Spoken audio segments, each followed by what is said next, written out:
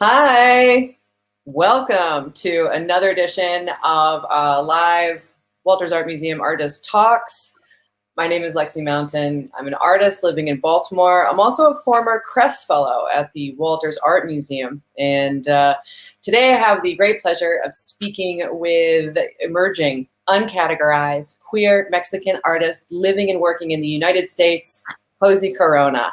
Now, through installation and performance and video, he centers marginalized individuals in society by creating otherworldly narratives, and within this, a process-based practice. His work has been presented at the Hirshhorn Museum and Sculpture Garden, Transformer DC, and the Baltimore Museum of Art, just to name a few. Please welcome Hoesy Corona. Hoesy, how are you? Hi, Lexi. So happy to be here with you. Oh, I'm so excited to see you. Now that I've explained who Hoesy is, who is Hoesy? So you know what? Before I get to answering that question, I do want to start off by acknowledging that this artwork we're going to be talking about and this conversation as a whole is pro-Asian, pro-Black, pro-Brown, pro-Indigenous, pro-immigrant, pro-gay, pro-queer, pro-trans, pro-women, pro-sex workers, pro-working poor, pro-choice, and against white supremacy in all its insidious forms and structures, and with a gentle reminder for everyone that hate is a virus. So I just wanted to start off by saying that for obvious reasons. But to answer your question, who is Hoesy? I have to go back to where I was born. So I was born in a small rural town in central Mexico of about 200 people. And by the age of about 6, 7 years old, my parents were migrant workers. So we transitioned to a remote orchard in Salt Lake City in Utah. Wow. And I spent some time there, and then we transitioned again to Wisconsin, where I kind of had my formative years. Mm-hmm. And it was in high school that I met these amazing art mentors, Patricia Frederick and Kathy Burnett, who really kind of opened up my imagination to the world of art. I had always been a practicing artist as a young person, but they really opened me up, and I found this idea of art and artists as such a big promise. I felt that it was really promising me so much. It was promising me the ability to make something with simple, basic materials, but also it promised me the idea or the ability to be able to craft my own self, my personhood. So it was around 15 years old that I decided to commemorate this moment of me, acknowledging art by having a change of name. So that's where Hoesy came about. And I actually consider it my longest ongoing performance because then I had to convince an entire school that I was not going to be responding to my former name. And slowly but surely, this happened. And then fast forward to 2017 with my exhibition at the Walters Art Museum, I was exploring earthenware objects from the Mesoamerican collection. And at that time, it was the 16th anniversary of Hoesy. So I was like, you know what? I'm going to throw myself a Mesoamerican quinceañera. Mm-hmm. So I went ahead and did that, and in the middle of it, I was speaking to Ellen, the curator of the Americas, and it was brought to my attention that some of the objects I was considering inspiring me had a questionable provenance, and that actually also influenced the work that I produced there, where I created these questionable provenance sculptures of my own using Mexican air dry clay, which I totally incorporated into my installation there. Mm-hmm. And that makes a lot of sense because there's so much in there to discuss about the immigrant experience and the idea of taking these items from cultures and not crediting or, the items that you were influenced by, I think are on this slideshow. And so this also can relate to the kind of thing that you're doing now, like, how, or I guess the question would be, how is this approach manifesting in the work that you're, processing now? Well, you know what? I think that I'm always thinking as a multimedia artist. Originally, I was trained as a painter, but really, when I started to forge this path forward as an artist that was interested in everything, really, I always am pulling from multiple sources, So even with that conversation, it brings up notions or the ideas of what is a museum, what is a collection. For instance, just this week, yesterday, I believe, the Walters released their own new findings of their own history. And so after 87 years, they're kind of dealing with what does it mean to have a collection that was started in a problematic way, if you will. So for me, it's not about individual museum. It's a reality. It's a reckoning that we are having as a society, as a country, as quote unquote art worlds. So I'm just always pulling from all of these things that are happening because guess what? We're all alive and we are involved in the world. So all of these elements somehow enter into my practice, and then it's my job to really filter through them and produce bodies of work. And how does that tie into the exhibition that specifically was at the Walters in 2017? Well, you know what? As I mentioned, it was with, I wanted to celebrate this longest ongoing performance, Hoesy. So I just, again, really just took inspiration from those objects. And instead of really focusing too much on their own history, I allowed them to aesthetically influence me. And so the viewers are seeing some images of both the objects and also the installation, and just incorporated them in precarious ways in the installation. So I actually put them on the floor, put them over archival prints. And in this way, it was, nodding to them, but without going too much into their history, and instead going into my own. And that's really, that precarity, I think, is something that can really be sensed. I feel like in your work, there's such a profusion, and that also, you have this really amazing restraint, but that must be something that's born of really having to process a lot of restraint. And, it seems like, and changing what what media you're working within. You said that you were trained as a painter. Mm-hmm. I mean, I'm sort of wondering about what your experience is like as a contemporary artist, in residency, because you've also done a lot of work in residency with institutions, and, you've also presented these works within institutions. So, how do you feel being a painter who's changed their mode of expression in relation to those institutions? Well, you know what? I think that this brings up a conversation which you and I, talked a little bit about. But when I was being trained as a painter, I remember I had this amazing art history professor, Kurt Houston, who had the foresight to show us this letter by Leonardo da Vinci. Yes, the Leonardo da Vinci. And in it, he is essentially applying to a call, if you will. So a court had a call for actually, essentially, war engineers. And he was like, well, you know what? Let me go get my little coins.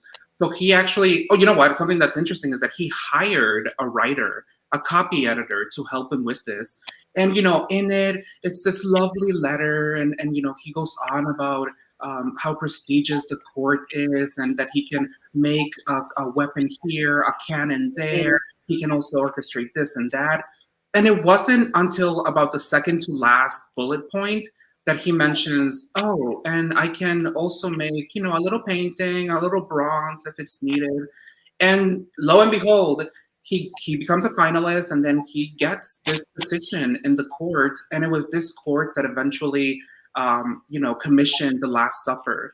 So ever since that moment for me, even though I was still almost transitioning away from painting, it was very poignant seeing this, because I think that oftentimes, even with categories, what type of work do you make? It's so much easier to say one thing versus this amalgamation of, oh my God, it's a complicated answer. But when I saw this, I realized that oftentimes we think of history as this, long gone, far away thing, distant from us, when in reality, it's just a continuum. And, today we're here, tomorrow we're going to be the last chapter on the last page. So reading this letter really inspired me to realize that I am, again, crafting my own career, and that I can work with others to frame myself in the correct way whenever I need to. So that has been always with me, and it's actually what brought me to apply to different institutions and to get residencies. So yes, that's kind of like the beginning of my thinking about residencies are a good thing. They propel your career forward. Whether or not they're problematic is another conversation. Yeah, I mean, it's interesting to see Da Vinci kind of saying, "Oh, I can paint, I can do sculpture, I can do everything, I can do it all." Just get me in there. Also, I wanted to take a second, really quick, to acknowledge that this photograph that we're being shown right now is taken by Coco Fusco, and so that to me is also interesting as a performer and artist who also has spanned media. This person, it's almost like Coco in this way is interacting with your piece. It is a really lovely piece of documentation as well. How do you feel about that interaction? So you have this interaction with Da Vinci, and then you have this other interaction with a contemporary artist whose work to some degree intersects with yours. So you know what? When I started to craft or forge my path forward, yes, I was interested in institutions and organizations in that money bag, but also aware that there had to be a certain level of mentorship. I wanted to learn from people in the field. And since I had been, shifting from a traditional practice to performance, I actually sought out individual workshops, and the Fine Arts Work Center in Provincetown was actually wonderful to me. And I attended, I think, 3 or 4 of them over the summers. And one of them happened to be with Coco Fusco, who was giving a short week-long program on moods of documenting performance art. So in that sense, it makes so much sense that she was like, listen, let me grab my camera because y'all are gonna need some nice stills.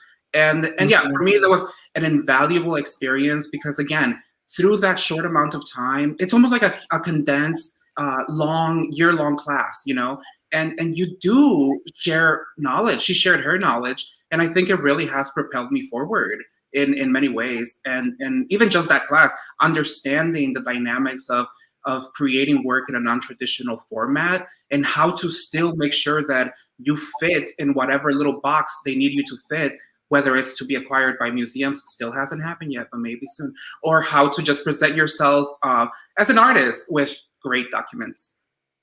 I mean, yeah, and it seems also I've seen a lot of your work from Provincetown. It's all really, really lovely, really moving, just like dissolving and becoming figures. And I was really touched by that because that place means a lot to me also. I mean, and that really seems to me to be really evident about your process, like the idea of a process-based practice. Can you talk a little bit about that and the nobodies and the nobodying? Oh, yes. You know what? That's actually a great question for thinking about this process-based practice that I often talk about. Because with this early work, it was so much, again, about, I don't want to say leaving painting, because painting is still great and I still do it, but I understand that I have strengths elsewhere. But with these bodies of work, or the nobody specifically, I was collecting materials in quantities because I wasn't sure what I was doing. I was like, oh my god, I'm transitioning to this live work. Like, yes, I know that it's mostly about the body, but having this painterly background, for me, it was very important to occupy space and be considerate of the aesthetic of the visual elements. So I started collecting materials and then vetting my series. So it's important, I guess, to mention to the audience that I work in series. So in the past 11 years, I've developed about 5 bodies of work. And each one, including the nobodies, the hardest part is really at the beginning when I'm kind of vetting the idea, thinking about whether or not it has staying power. Is this worthwhile? Am I just going to be wasting my time? What is this? So I ask all those questions. I do my little research. And then once I am convinced on it, I no longer have to question it. So that's where the process-based comes in, that suddenly I've already acknowledged that this is a worthwhile endeavor. And then it's about, I was getting these materials, and then once I accumulated over, 6 to 8 months enough materials, I would then go ahead and have the freedom to to play. I was collecting shiny things. I love shiny things, glittery stuff. Why not? And then once it's in the studio, because the idea is already solid, it's just about making it, and again, kind of like sifting through it and filtering out, certain things. And so this idea of obfuscating the body and the nobodies emerged from that through the materiality. And actually, the image that the viewers are seeing is, the clear plastics on the ground, all when I was a florist at a local supermarket. So these are the wrappers around a dozen roses. And then the white elements towards the back are each flower that is so delicate comes wrapped in a netting. And my job was to pull the netting. And so I collected thousands of them. And then they enter the work in many forms. In this way, an installation, but in other settings, they become a wearable sculpture. That is really, and that really also relates to the idea of collectivity and, the production, and I'm not going to say waste, but reuse and resources, and using people to kind of do these repetitive tasks, but also the strength of the collective and the profusion. And can you sort of talk a little bit about the idea of collectivity in your work, and these kind of small movements that can represent a larger sort of symbolic moment? Yeah, so, well, with performance work, especially, I feel like collaboration became very important because, I was very much interested in the body, and oftentimes I was using my own body, but other times I was working with others. So really thinking, expanding my idea of what collaboration was, and realizing that collaboration can be working with photographers, but also with performers, but also, any number of ways a collaboration element enters the work. In terms of collectivity, with my work, I appreciate when people are like, oh my God, you're a dancer, or maybe you're a choreographer, or maybe you're this or that. I love all of those. Sure, why not? Give me the labels. But for me, the central thing that I'm interested in is the presence of the body. So oftentimes it was very subtle. In these earlier works, it was subtle movements, sculptural movements.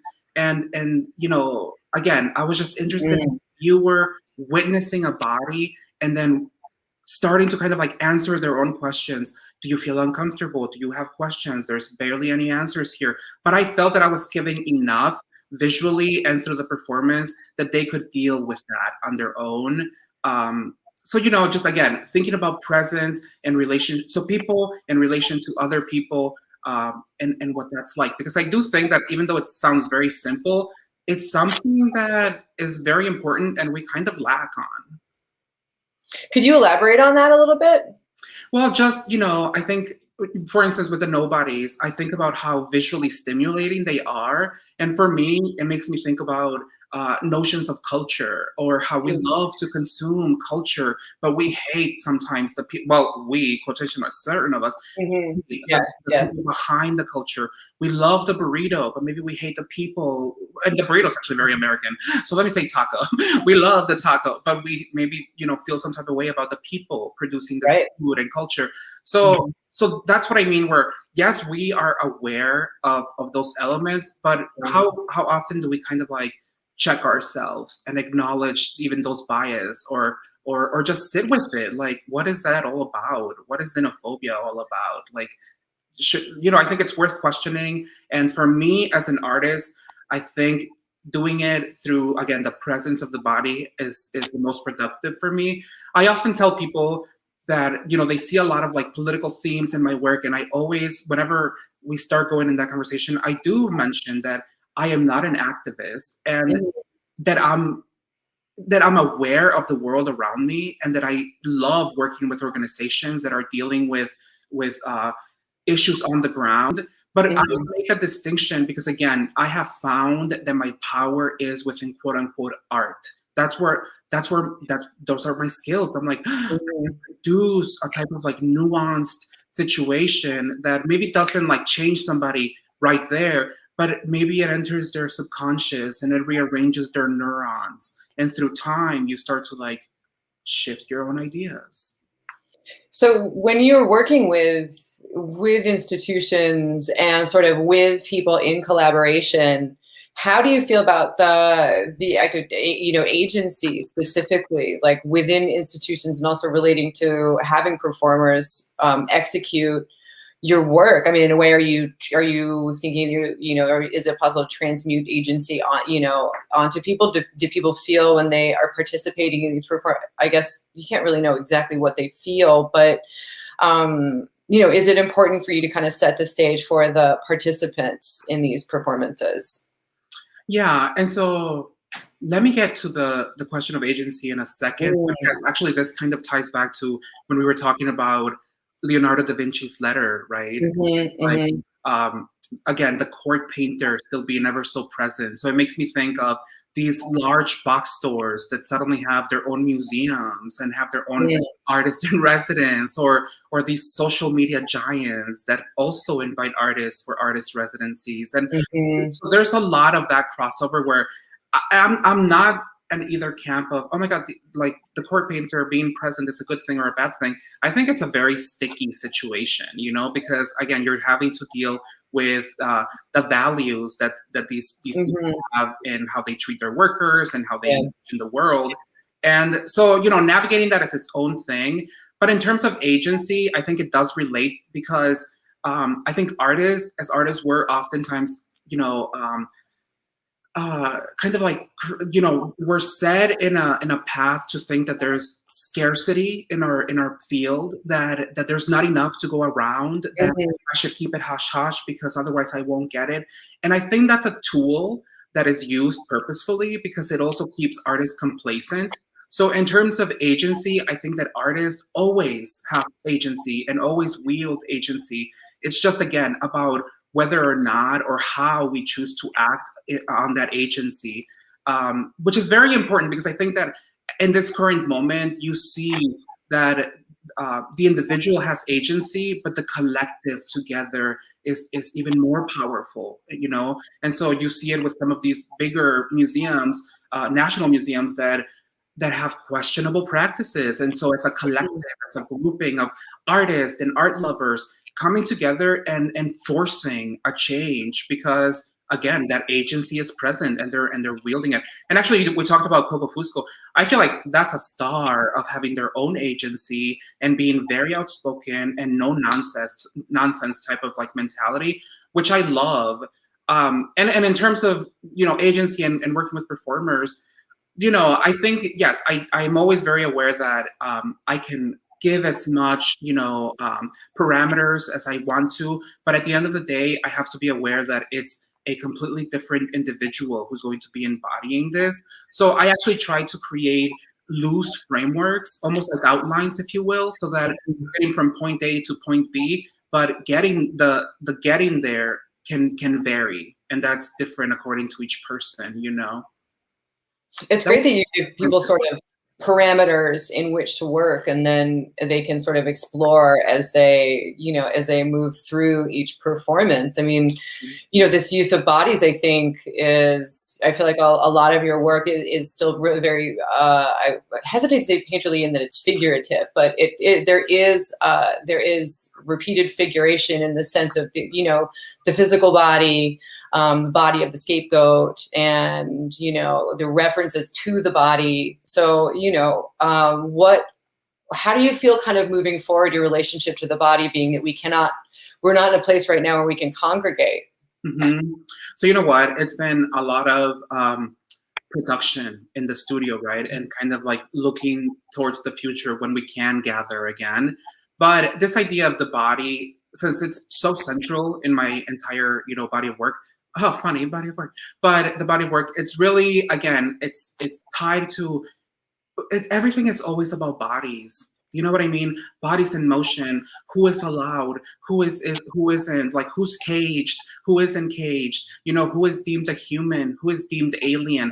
So just our existence is so much about bodies because that's who we are. That's what we carry around. So that is so central. And I think that again, sometimes we forget that we're just bodies existing next to each other in the world Mhm. for a short amount of time. So, yes, I would be okay with the word figuration because it's true. And I think that coming from a painterly background, that comes across. Now, in terms of moving forward, I think that so far, the bodies have been othered. So they've been, I've been dealing a lot with this past 11 years, dealing with, again, the obfuscated body, the notions of the marginalized body, the discarded body, the scapegoated body. And so for me, it was important because those were the explorations I was engaged in. But moving forward, I'm actually developing my 6th body of work, and it's still very early on. So I'm actually in that phase of questioning it and vetting it and understanding if it's going to be worthwhile. And it is so far. And I do have the title. It's going to be called Acts of Liberation, and it will still involve bodies heavily. But instead of having this almost superficial or like a veneer around the body, I want to pull the curtain away from the body and reveal those underneath the body.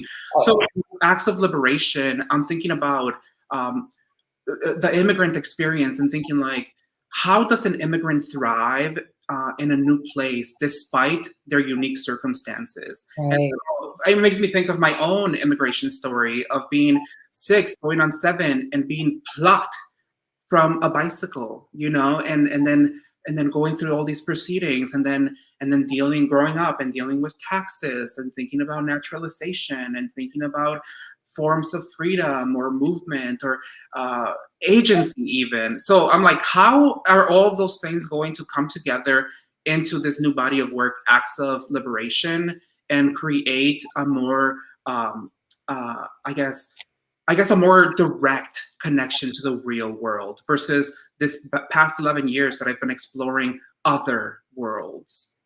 That's really interesting. I feel like a lot of your work kind of has to do with veneer also, this idea of like with the climate ponchos and wearing the act of traveling, wearing the act of migration, that moment that's always with, that moment of transition that's always with you, it's a movement, but it's always like still in your, it's, still is permanent, and it's still something that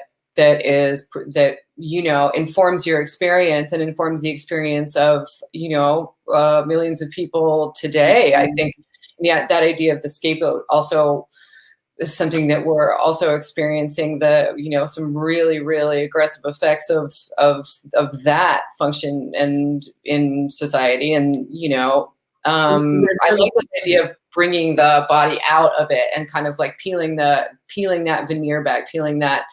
But it's going to be interesting because it'll still sort of have to be behind some kind of screen or some kind of wall, like another veneer in a way. Which, you know what, I have definitely been developing my video skills because I'm like, having a painter background, I privileged the still image for the past 11 years. And now I'm like, oh my God, let me get it together and really kind of up my video skills because they're so important. And one last thing I wanted to mention, for the viewers, that, for instance, we're talking about my series, The Scapegoats, and that ties in so, specifically even right now with this tragedy where, the Asian spouse and Asian women and were slaughtered by a white supremacist. And so this is directly tied to a group of people being scapegoated and being blamed for a pandemic. So for me, these kinds of themes are always ever so present in our daily. And that's what I mean with vetting these ideas early on and realizing, holy cow, these are serious questions and problems that, that it's going to take many generations to like try to shift our thinking. Absolutely. George asks, how would you envision museums collecting your work beyond documenting your performances or acquiring costumes and objects? Well, you know what? That's a good question, George. I feel like, I'm like, it's always up in the air, right? I mean, I think about Coco Fusco. So MoMA actually just collected one of her pieces from 1993. I'm like, please, 1993, it's Coco Fusco. But they actually created, it was for The Couple in the Cage, which was a very powerful performance. Yeah. But the piece that I'm assuming she selected for their collection was actually a drawing of an instance when she was giving a lecture about The Couple in the Cage. And she doesn't name names, but she says that an art world figure stood up and asked, well, people believed you were real. Don't you think you failed because they thought you were real? And for her, that was like a very, like a moment. So she made this print, and it's the back of her head giving a lecture at a podium, and then this female figure asking the question. So I think that with performance, it allows for so many possibilities of how the work can be collected. Could it be an audio recording? Could it be the stills, like George mentioned, and the sculptural elements? Sure, it can be all of those things. But again, I think that that's where I come in, that I need to, figure out what that path is. Absolutely. And speaking of agency, you obviously want, you want to retain some agency to some degree, and have like that be response. And maybe there'll be something created from the response to George's question. I have another question from the audience. Edgar asks, your work evokes so much emotion and definitely impacts at multiple levels. They would love to hear more about other artists or cultural producers that inspire you. Speaking of Coco. Well, certainly Coco. I think that there's, La Chica Boom in California, stunning. I mean, there's just a huge number of influences that are always entering. And this question has come up in the past and I always blank out and I'm like, 5 minutes after, I'm going to remember all these names. But for me, I'm just constantly inspired by folks who are pushing boundaries in new ways, work that is a little bit misunderstood or a little bit foggy, sticky. Rafa Esparza is a contemporary artist who is doing so much crossing over, doing paintings, doing performances, doing objects. For me, that is the most inspiring when I see artists really kind of like creating these paths forward that are uniquely their own. Absolutely. And, there's so many avenues that are open to, for expression. How do you express something as complicated as moments in time in which both define you and which you which you want to address in your personhood, but also move beyond and also negotiate right now. It's really, really amazing to see. So does anybody have any other questions? We have any other questions in the chat? We are at 6:02s. Well, as the other questions potentially come in, it does, I'm like, ooh, who's such an interesting figure? Louise Bourgeois, because she was doing her own damn thing. And I remember that towards the end of her life, she had her attic full of her clothes. That's when she immigrated. She kept everything. And towards the end of her life, she decided to start doing these like collages with fabric.